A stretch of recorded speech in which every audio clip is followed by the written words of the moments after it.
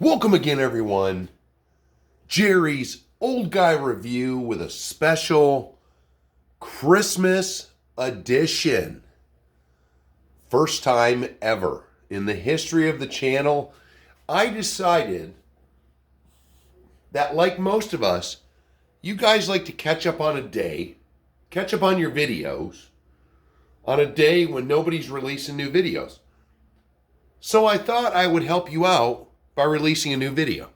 Ha! Sorry, I've got a cold. Now, guys, I told you I was interested in picking up some 112s, 118s for the course because the two blue guys were the only 18s I have. Well, I have listened to Stay Small, Mind's Eye, Toe Shifter.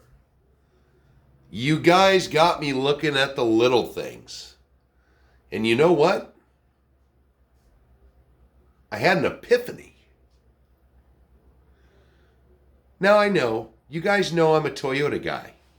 So what we have sitting on the bench right now is the FMS Toyota LC80. That is the Land Cruiser 80. Which, once again, what I love about some of these companies is you bring these obscure vehicles out. That's what we need to see in the world. I am tired of seeing Wranglers. And I'm sorry for some of you. Square-bodied Chevys, square-bodied Fords. Come on. Now, I'll admit, Traxxas and FMS are really going buck wild with square bodies. That's okay when you offer multiple versions of it. But I was perusing around. There are not a lot of unique body styles coming out from the regular guys. What are you whining about? And to pick a truck out of all trucks, a truck that only lived from 1990 to 1998. Fabulous. Now, that is the first thing about this truck. So there's three things total. First thing is a unique body, which, now also, I still want the 110 scale, but that's not what we're talking about right now. So with this truck, unique body. Second, this is the version 2 of the FMS 18. Even though this is an EZRC, this is the first version of the FMS 18. Other than Red Cat, who I noticed went back to the drawing board on certain components that customers complained about. Hell, this is the version 2 that FMS, they used the sketch from the first one, and that's as far as it went. So we're going to go over some of the quick things, but now I have an 18 scale that I may look around and buy some upgrades for. We'll see. I don't know how well you can see it, but the tires are dirty. I've been playing with it on the course because I'm worse than a child. And this was, third point, my Christmas truck. Now,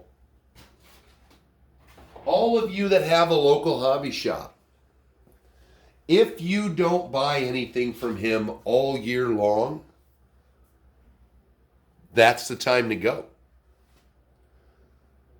I have religiously, from my hobby shop, Arctic Wings RC, gone to see Jeremy almost every Christmas since he opened. So that's my Christmas truck this year. The Bronco was a Christmas truck. I think it was more of a Thanksgiving Christmas truck. But the full-size Atlas and the 6x6 Atlas, so 110, 118, those were last year's trucks. I got my wife to buy me the tracks one year for Christmas. The Axial SCX 10.2 for Christmas. I'm just looking around. So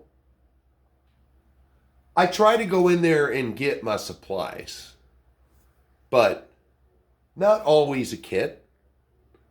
You know, that's what makes him a good hobby shop, is he's got my electronics I might need. He's got upgrades. They might be Traxxas upgrades I can use on something else. I don't care. RC four-wheel drive stuff. So never let yourself think that you don't support your local hobby shop because you're not in there all the time. You get a few of your buddies and you all go drop $150. If for the holiday season he's getting 5 guys dropping $150 and he's like mine, not a full-time hobby shop, you're supporting him. So get out there, make it your new tradition. Get out there for Christmas, spread the holiday cheer. Get in there, you go in there religiously and buy something every year for Christmas. And that's the only time he sees you. I guarantee that hobby shop owner is going to recognize you the next year. So make your big long Christmas list, but go buy one thing at your local hobby shop. Let's support. Keep the guys around. It seems that with the interweb and all that. Sorry, I'm feeling the spirit today. So now that I've shot my spirit vibes at you, you guys didn't have your protectors up, so you're all full of the spirit now. You can always go day after Christmas shopping. But this little truck has been a kick in the ass. Now, these two little guys, for what they are. Oh, that's right. I got from Jeremy too. I got the trailer for that. This V1, for those of you familiar, and even those who don't know a lot about them, they all call that the plastic chassis truck because it's made out of plastic. Friction shocks. Look at that thing. I can bounce it all over. The only thing that Easy did different than FMS was they didn't include the snorkel, and they didn't bother putting a cover on it. Come on, focus. So I spent a lot of time out in the back 40 thinking I lost a piece, and it's just not going to focus. Oh, there we go. See that? That's the way it came out of the box. Just holes in there. There we go. Look underneath. Plastic frame rails. Ginormous pumpkins. But you know, it's an 18 scale. I didn't have big expectations. See, that's a problem with it. Big entries and exits from things. But now, looking at this, I can do some upgrades. Because you know what? This it seems pretty thick. And some people have complained. But it does make it kind of tippy. I don't know. In the scheme of things, it looks like... Oh, okay. Aha. The the Traxxas seems to be more planted. This one wants to lift up. So maybe I will try some lighter shock oil. But this is a beautiful truck. This one has a faux interior in it. That one doesn't. Which, no big thing to me on these little guys. But here's where the magic is. Let's, instead of trying to, well, I guess we're going to have to. Let's do, again. Do I have a calibrated pointer?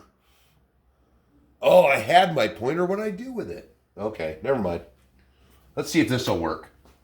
How well does that work in front of the camera? Kind of, sort of. Okay. Put that beautiful thing off to the side. Okay. All plastic. Everything. Friction shocks. Very plain Jane. But we do have a steering. We do have steering on chassis for realism, and they make that bumper lower so it completely camouflages it. But plastic links, boom, bada boom. Straight axle, we just saw all that. So V2, oop, put that back a little bit. I'm really screwing up with my camera. Now V2 has the same wheels, same tires. Bumper's different. Of course, the body's different. But, wow. Ooh, I'm going to have to get a real one out. I think that's supposed to be yellow on that marker light. We go underneath now. Oh, look at that. Magnetic. Metal chassis rails.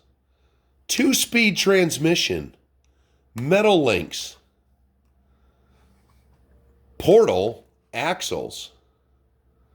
You know, not scale for the truck, but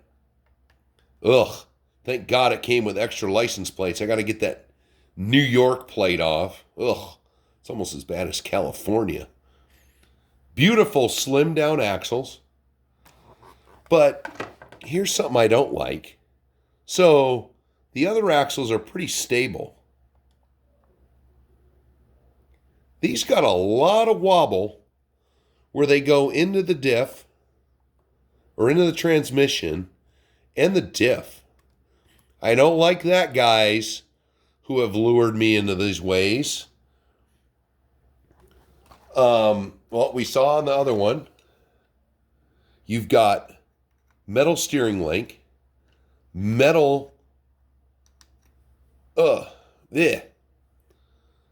metal links for steering, but you have a servo on axle that has a servo saver on it. So I had to tune some of the dual rate out of it because it was really cranking it. But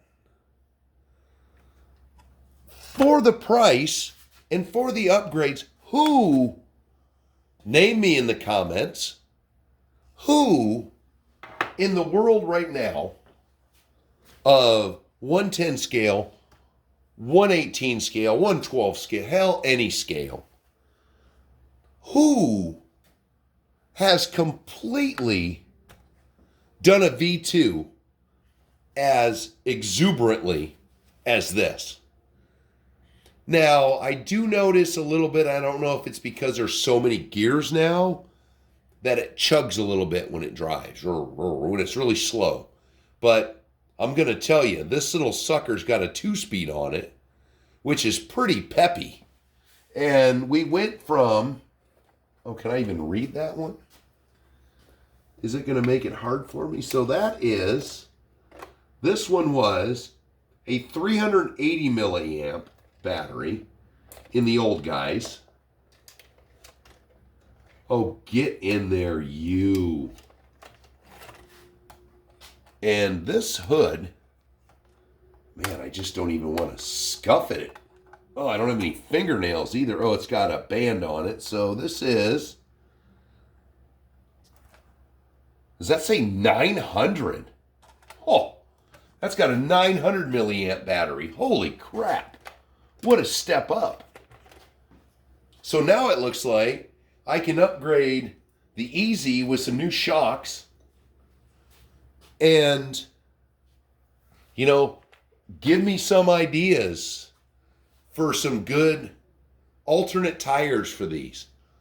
You know, I'm already thinking this shock oil's a little thick, which is funny because I'm thinking like 30 weight. You know, normally 35 weight is normally what's in the 110 scales. But let me know, guys. This is a new experience for me. And while not super thrilled about the fact that it looks like I'm going to be dealing with all 1.5 millimeter screws, let me know. Give me some comments. But this thing, to me, it blew me away. You know, I've had this one, and for some reason, the dogs, well, my sisters, rest her soul, Audrey and Sophie, just did not like these little things. But let me know. I really want to try to, I'm going to take this and strip it down and, you know, do my detail on it. You know, the other two, I've really not cared about them because they're little, but a lot of you guys are really into these smaller scales, and I really want to give them a go, and I want to be faithful. You know, I just don't want to throw things at the wall. So, you know, stay small.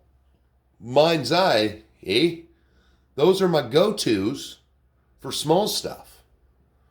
So I'm opening up a whole door. If you guys haven't seen, Mind's Eye and I are having quite the hootenanny with each other. And if you didn't catch his second from last video, oh yeah, it had me rolling. So for the rest of you, let me know you got any experience with these 18 scales. I am in uncharted water, and now I'm going to actually do something with these trucks. So from me to you, from the crew, Merry Christmas.